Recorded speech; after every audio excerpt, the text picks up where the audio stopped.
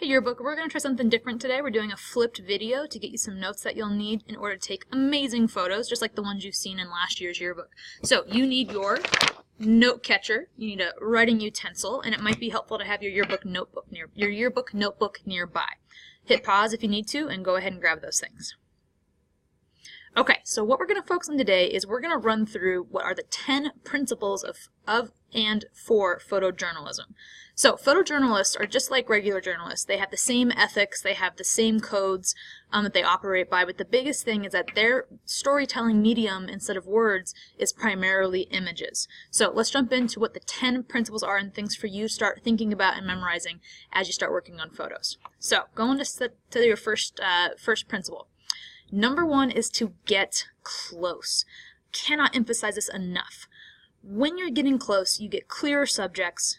You want to focus on filling the frame. You usually get simpler and cleaner backgrounds. And most important, the information that we care about is present. So check this out.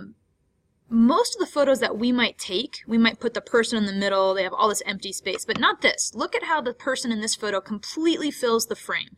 I sat there and I waited and I got down on her level until she came over and she put her sticker on the board. And I probably sat there for like 3 or 4 kids to do that until I got the perfect full frame. I might have even cropped it down a little bit. So by getting close, I can see Daisy's eyes, I can see what she's doing, and I have this beautiful blur into the background. That's called bokeh. So blurry background is called bokeh, B-O-K-E-H. So when you're getting close, don't be afraid to be in the environment and to be close to the action. This would be, potentially a main art, a primary focus. It has one person in it. Another thing that you might do for getting close is using a secondary image to get close. So this is from Cans Around the Oval. Normally you would never have just a photo of objects, right? The reason photojournalism is so important and critical is because it features people. But with this image, right, for Cans Around the Oval, the cans do tell an important story. So having a secondary image that's nice and close gives us the detail of what we're looking at. Notice how the crop keeps us nice and focused and we feel the volume of the donations there. Right? Here's another example of getting nice and close. Still have a human element, but my composition is focused on that little drop of paint that's coming through. So what I did is I got up on the table, put my lens down, and focused on where the action is. And look, here's some more really nice bokeh. My background and my foreground helps with the composition, so I can really isolate down to the images. So this would be your primary image where you can see someone, you can see what they're doing, you can see their eyes. Eyes are really important in photojournalism. And then you have these 2 images for our secondary close-up images, where they might be a second image on the page and they'll support the action that's going on. All these photos so far are images I've taken here on campus, and you'll see in the yearbook that you can easily take these photos yourself too once you start learning the ropes. Here's an example of another close-up image. Right? It can be kind of tough when we're taking photos of the little guys, so it's really, really important, and this was in the critique, that we stay low enough that we can see eyes and be on their level. So this photo, the same thing. Look how the subject completely fills the frame, and my background is even helpful because it's showing what's going on at other tables. I can clearly see 2 faces, and for my cut line, I would make sure I would highlight what those 2 people were doing. But waiting and waiting and waiting to have good moments and not just take boring pictures. So one of the magic ingredients, get close. It'll take a boring picture and right away make an interesting picture. Rule number 2, use interesting, unusual angles. So this is going to be asking a lot from you. But when you walk into classrooms, it is okay to stand on a chair or table for a brief moment to get a good picture. It's okay to lie down on the floor to get a good picture. It's okay to hold your camera above your head, to shoot down the side of a wall. Your angles are going to be what's going to make our photos even more interesting than they already are. And frankly, it can really help us when we're taking images of kids doing maybe not a whole lot of exciting things. Our angles and our composition can help with that as well. Other really important note here.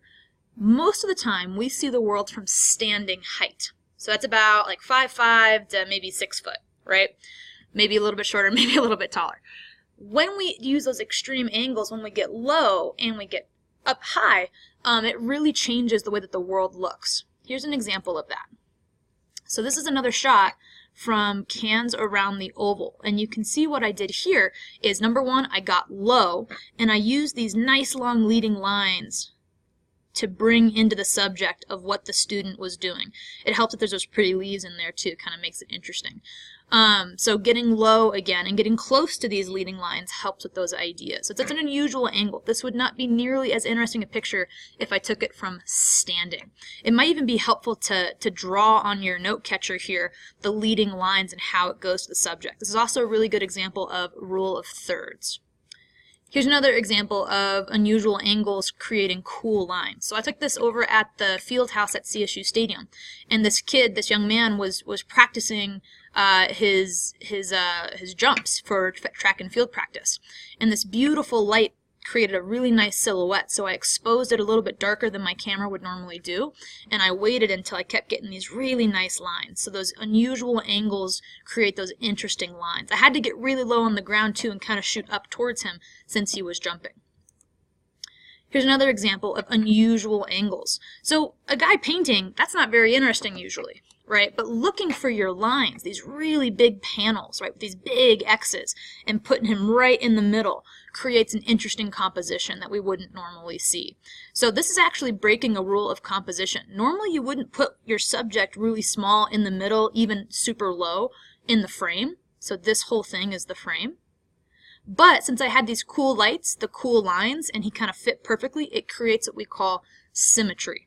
So you can see how that's nice and even in that symmetry there. So again, looking for those unusual lines can really, really help make interesting angles. Really good for hallways too.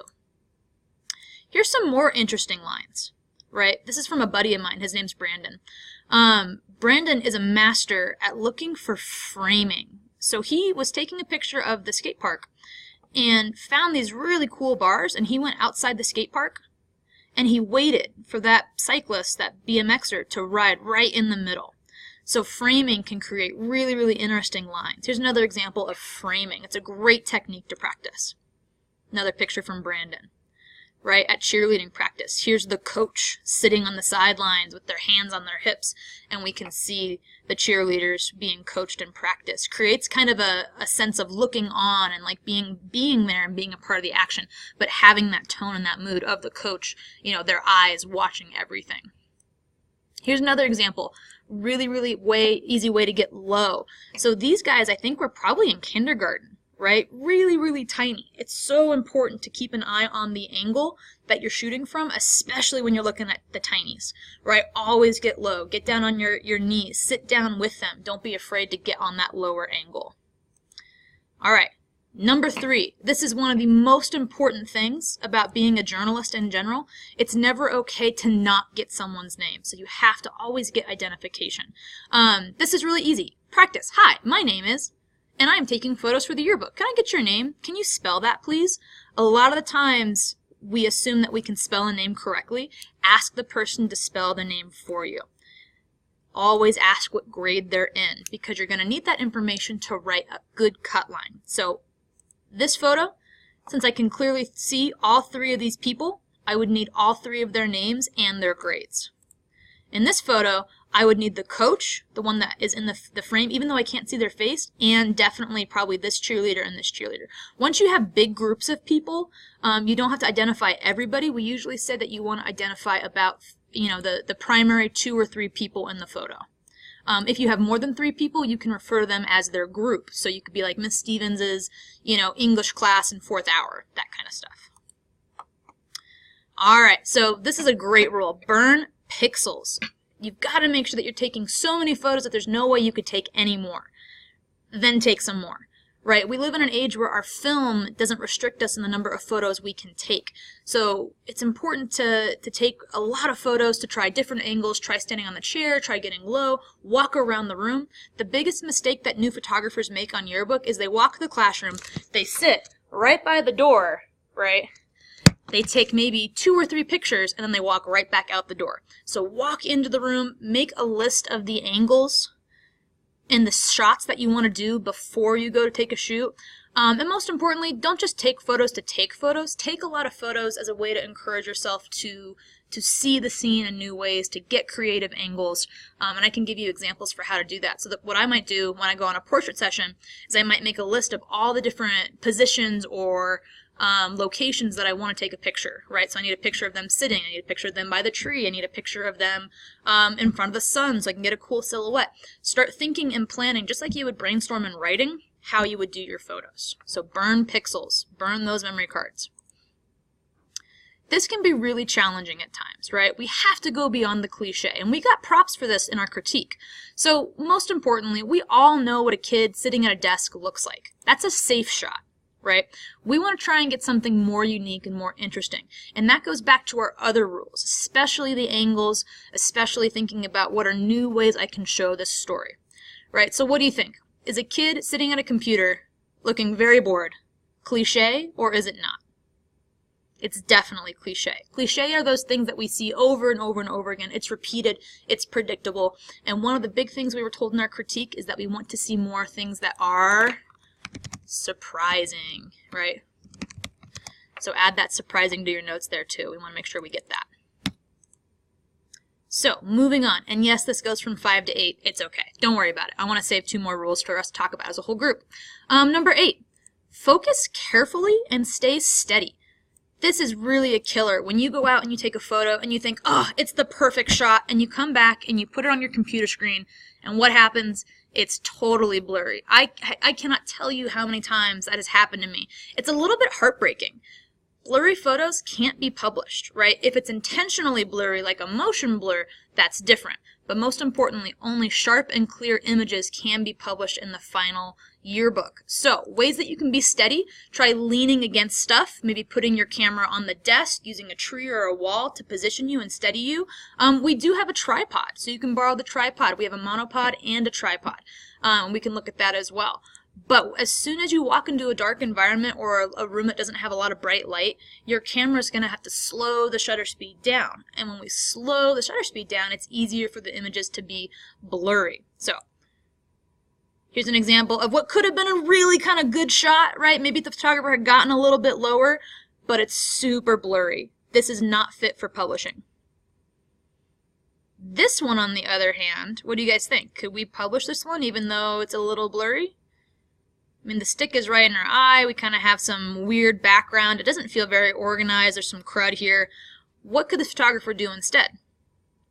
If you said, get closer, you were absolutely right. Look at how much stronger this picture is. We filled the entire frame. We can see the student's face. We've got a little bit of motion blur, but it gives it context. And most importantly, the rest of the kid is nice and sharp, right? So look at this photo. It's okay. Someone stood at the door. Right? They didn't walk in the room. But compare that with this, getting nice and close. All right. Most importantly, we want to have nice, even exposures. I'm talking to you Instagram people out there that add those cool filters to everything, okay? We got to make sure we have nice, even, normal-looking exposures. So no filters here.